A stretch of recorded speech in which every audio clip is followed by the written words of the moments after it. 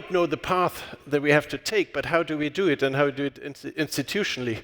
We've heard this morning about the cost of training large language models, and these only deal with language and the available text, not an exabyte of Earth observations. So the cost is prohibitive for many activities, and how do we do this in a way that includes everyone, in particular also the global south, that at the moment has no access to some of this. So we might need institutions to actually achieve some of this. So the last part of the session, we switch a bit gears, but to something also equally important, and that's again biodiversity. So the last speaker is Aza Raskin, and it's a talk about understanding biodiversity in a slightly more fundamental way. So Aza is a co-founder of the Earth Species Project. It's an international nonprofit dedicated to use AI to decode animal communication. He's also the co-founder of the Center for Humane Technology, working to align technology with humanity's best interest. But today, I will be speaking on understanding biodiversity, AI to decode non-human communication. And over to you.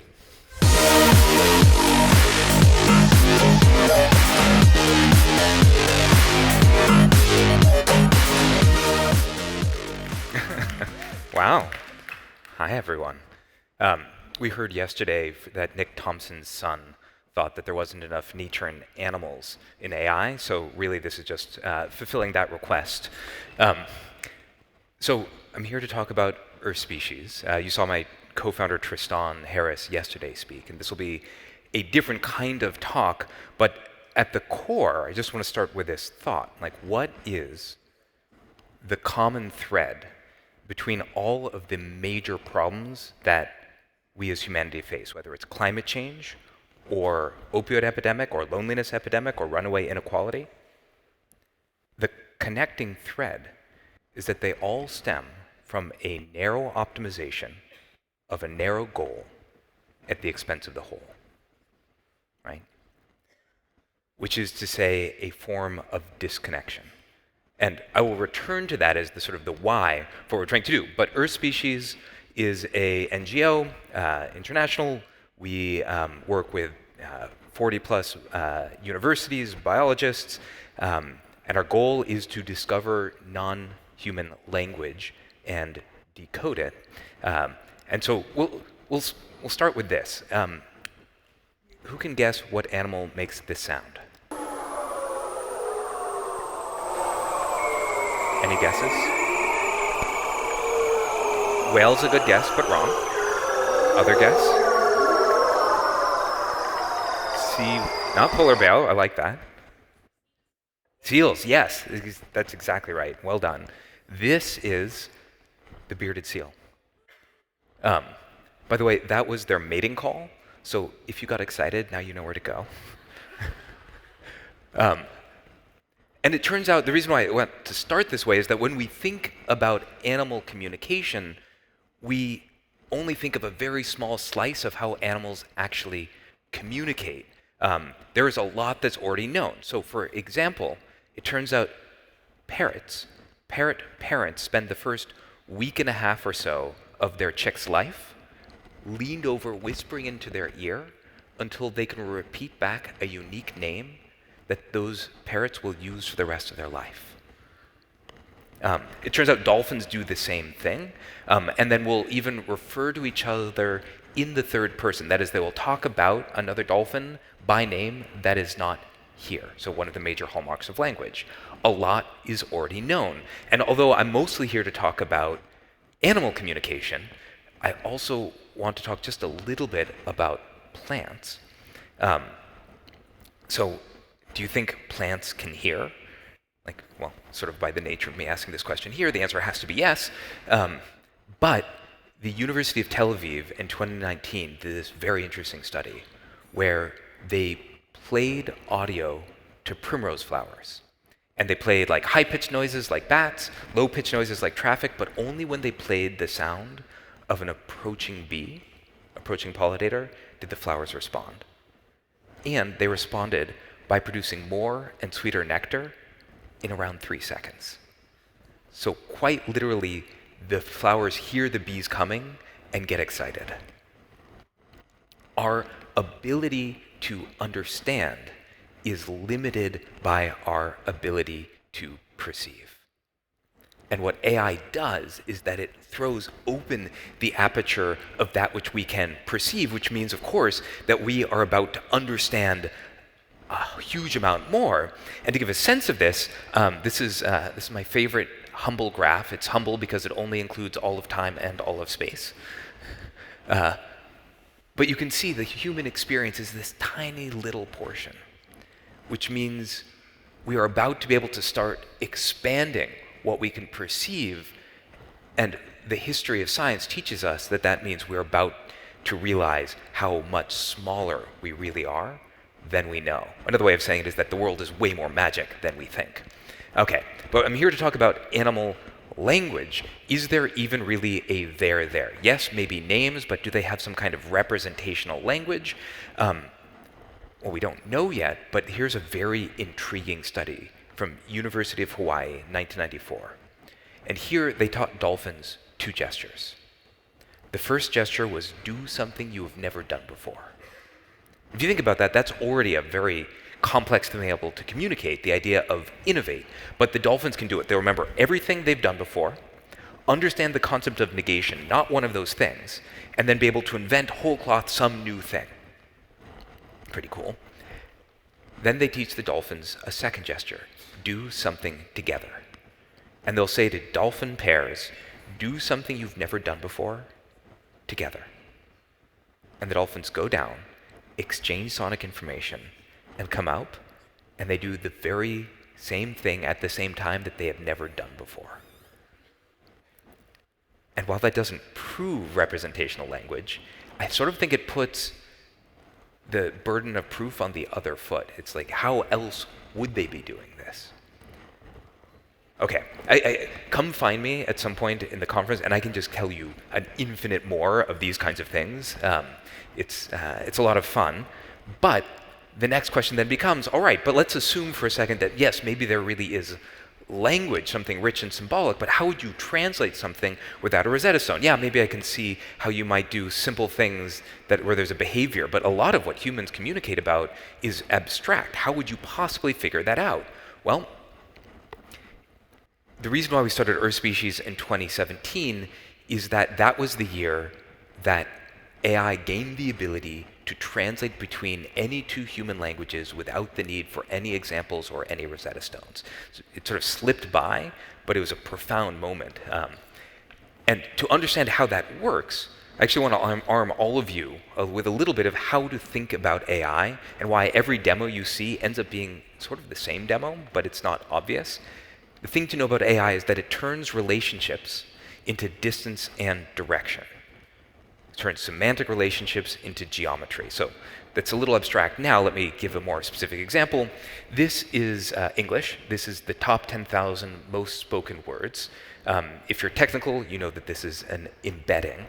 And what's cool about this kind of shape, which represents a language, is that every star here is a word. Words that mean similar things are near each other, and then words that share a relationship share a distance and direction. So, you know, king is to man as woman is to queen. So king is the same distance and direction in the shape as woman is to queen, which means it's the same distance direction as boy is to prince, or girl is to princess. And if you think about it, let's take a look at the point which is dog, the word which is dog. Well, it has a set of relationships, you know, friend to guardian to howl to yelp to fur. And if you think about all the different relationships, it fixes that star in a point in space. And then if you think about solving the massive multidimensional Sudoku puzzle of every concept to every other concept, out pops a rigid structure that represents a language. Now, the computer doesn't know what anything means, but it knows how they relate. So this is the shape that represents the internal relationships of a language. And here was the insight in 2017. Researchers said, well, if we build the shape for English and we build the shape for Spanish, they can't possibly be similar shapes, right? And anthropologists said, of course not. They have different cosmologies, different ways of viewing the world. The linguists said they have different declensions. And yet the machine learns like, whatever, let's try. And it turns out it works. You can take the shape for English and the shape for Spanish, and you rotate one shape on top of each other. And even though there are words in one that don't exist in the other, the overall shapes are roughly the same, and the point, which is dog, ends up in the same spot in both. And then you could say, well, okay, but English and Spanish are super related, but it works for Japanese and Urdu and Finnish, which is apparently a weird language, although I'm not sure if I'm allowed to say that here. Every human language seems to fit in a kind of universal human meaning shape. I still get shivers when I think about that, because in a time of such deep division, there is a hidden structure that unites us all. Okay, so obviously the question is, well, can we build the shape for animals, the shape for humans, overlap them, see what gets translated? But I think a very reasonable response to that would be like, yeah, but the reason why, as profound as it is, that all human languages fit in the same shape is because we have the same hardware, we have the same umwelt, we have the same senses. So maybe that's why it fits, and you shouldn't expect it to work at all with animals. And I just want to sort of like reveal just a little bit deeper some of the way that AI works, which is, you guys have seen DALL-E, right? And like all of the image generation, Midjourney things. How do those things work? Well, I sort of want to like answer that for you now, because this goes deeper than just aligning shapes to translate between languages. This can work across every modality. So you can also build a shape that represents human faces, where every star is now a face, and faces that share a relationship share a distance and direction. Same thing. So here we have a dude and a version of his face which is smiling. So in the shape, there's a distance and direction between those two. If you subtract, you get the distance and direction that represents smilingness. You add that to, say, this face, and you get the smiling version of this face. This is how all of these image generation things work, is that they've discovered the internal relationships of faces or images, and then you can move semantically around them. Okay, so then how does DALL-E work? Well, it works like this. You say, generate me the shape for language, generate me the shape for images, we've got that. Now look at image caption pairs from the internet, and that aligns the shapes. It's no longer just a hard rotation, it's now a linear transform, but roughly speaking, it's just like a relationship. And then you say, okay, portrait of Chile as a person is this spot in language space, translate it over to image space, and show me what image goes there. That's how it works. So there's actually something even deeper going on here, because deep learning is starting to show us the analogic relationship of the world, and then lets us map them together. This was my face when I first realized how this all worked. And you end up with this maxim that actually everything that can be translated will be translated. And in fact, when you see demos of you type in text and you get out code, or you type in text and you get out DNA, or translation from brain imagery into images, brain scans into images, it's all the same thing behind the scenes. It's actually sort of all one demo. And it explains this sort of deep question, which is, why is it that the very best brain reading technology is essentially Midjourney? And it's now you start to understand why that is. Okay. So I think that means we will be able to get translations, because it's deeper than just human language to human language. But why should we expect there to be any kind of overlap between humans and animals? Well, I just want to give two examples of shared experience. These are dolphins looking into a mirror. And there's definitely a universal experience of looking into mirrors and checking out your abs. But there's a thing called the mirror test, where you paint a dot on an animal, they look into the mirror, they weren't aware of the dot before, they see the dot in the mirror, and they start looking at it and trying to get it off. What does that show? That shows that thing in the mirror, that image is me. Consciousness, self-awareness, exactly.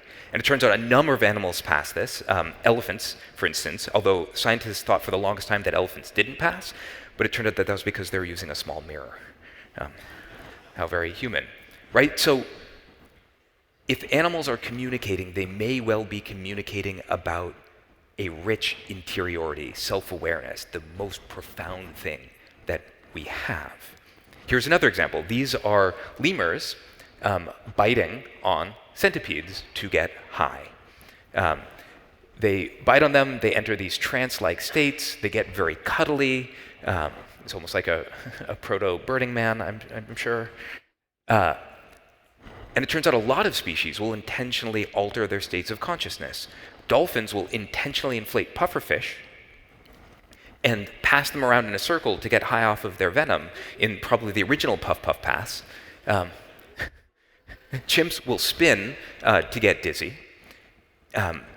If animals are communicating, they may well be communicating about transcendent states of being. Again, one of the most profound things that we have. But of course, there's a huge amount that may not be shared between us and animals. Sperm whales spend 80% of their life a kilometer deep in complete darkness and see via sound. That's very different. And so we'd expect some part of the shape to overlap and some part of the shape not to overlap, and I still don't know which part is going to be more fascinating. The thing that we can do direct translation for, or the thing that we can see richness and complexity in, but do not know what it means. And when I think about what it is that is the solution to humanity's problems, I'd argue it's not in our imagination. Because if it was in our imagination, we'd be doing it. So the thing we're looking for is things that are outside the sphere of human imagination. Whales and dolphins have cultures, you can trace them back, languages that they pass down that break apart to go dialects to mutually unintelligible languages that trace back 34 million years. Can you imagine the wisdom encoded in a wisdom tradition that is 34 million years old? Let's get to some of the challenges of this. Another guessing game. What animal makes this sound?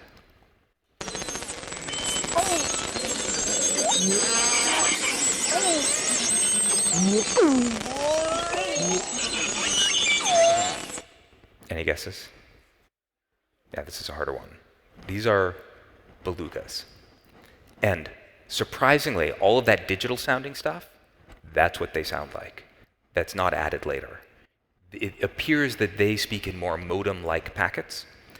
Dr. Valerio Vergara, who did the original research, showed that they say both their name and include their clan identity in their hellos.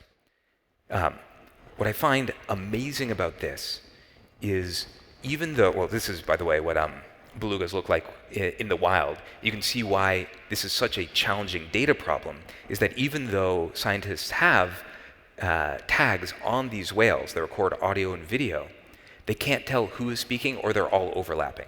It was 3 in the last example, which means they have to throw away 97% of their data. And this is where you should pause, because this means for the most vocal underwater species, with the greatest vocabulary, Western science has only ever touched 3% of their communication.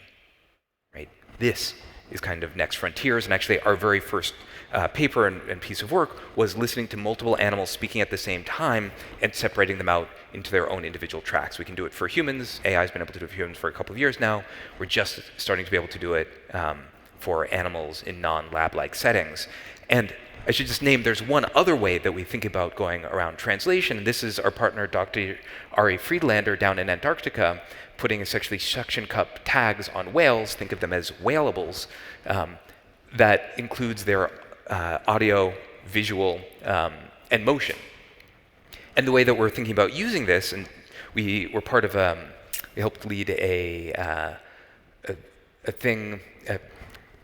collaboration on using multimodal sensor data and the ability to translate to and from all those different kinds of modalities in science late last year. And the idea here is that you can say, okay, given, say, this motion of an animal, complete this sound. So whale strikes are one of the leading causes of whale death.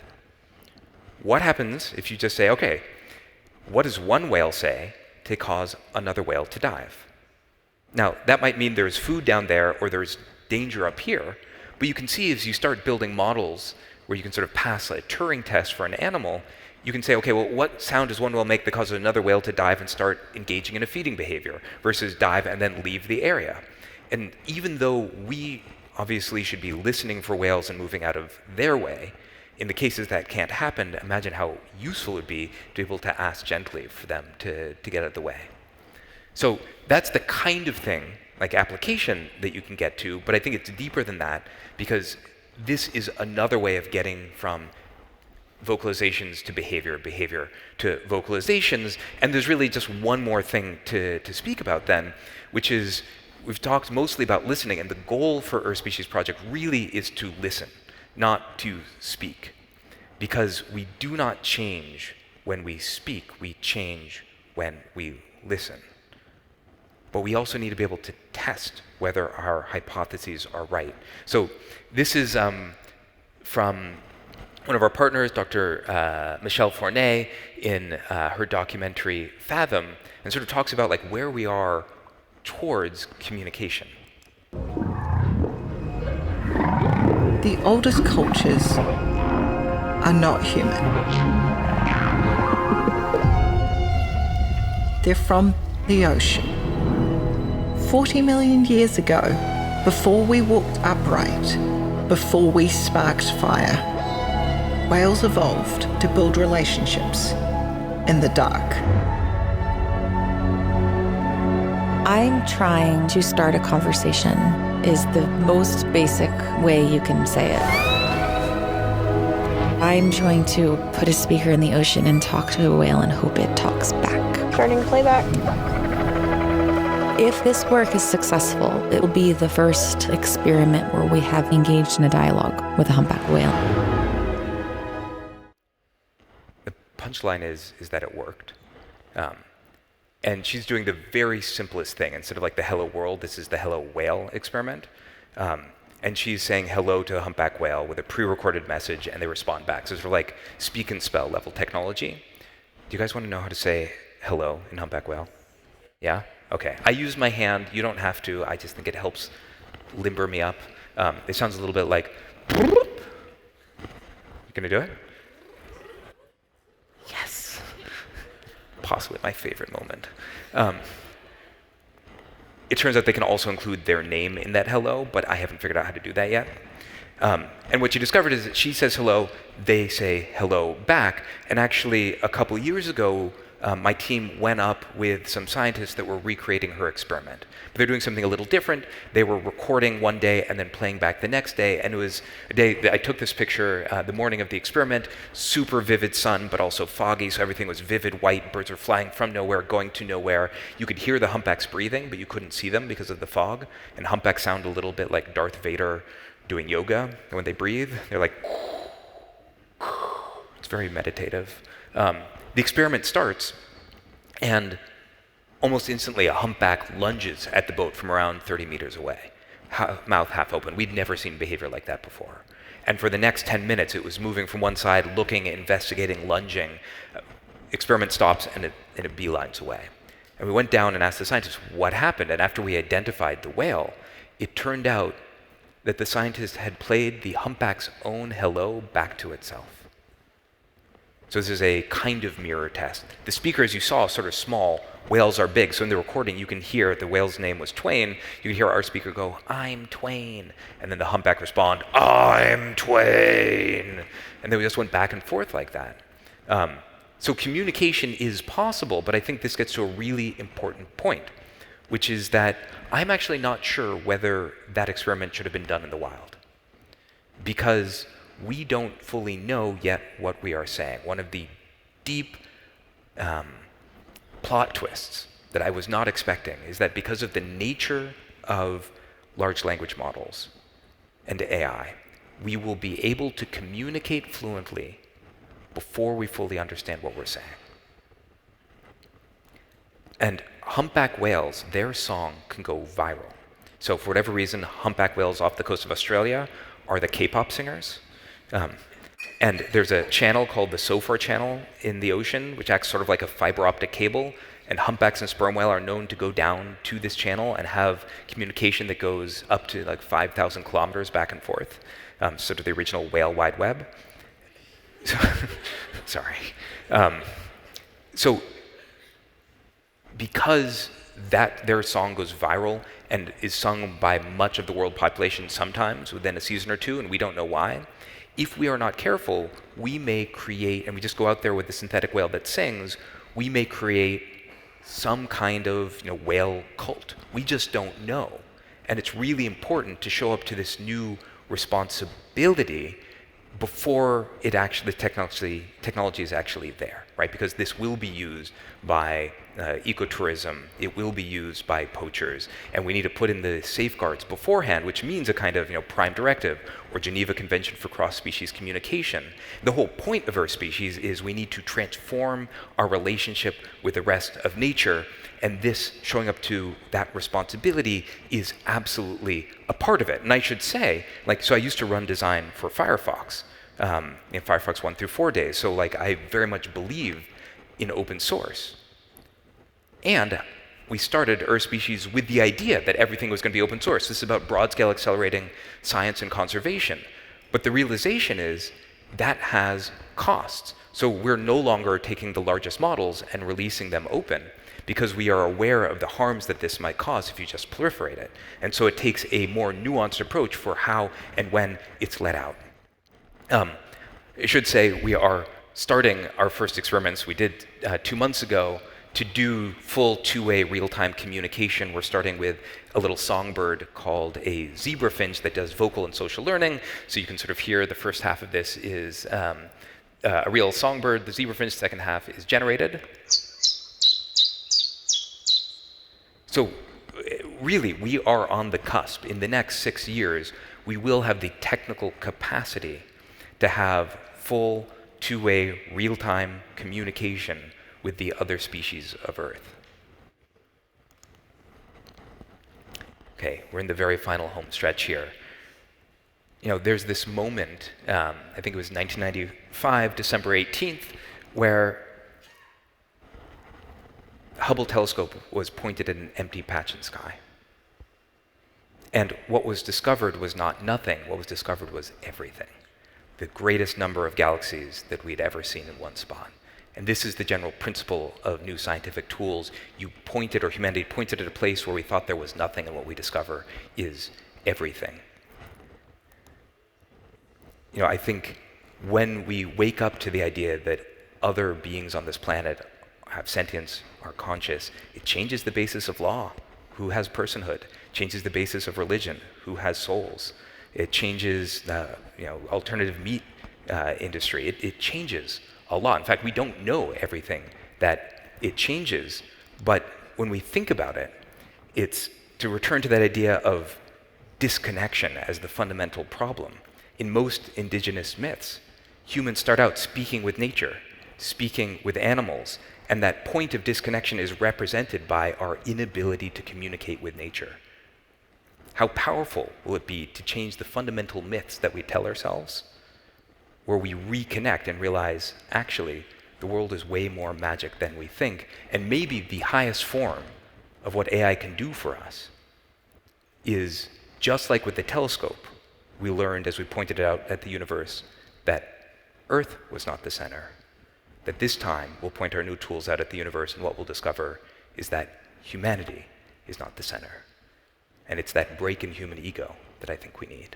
So, thank you.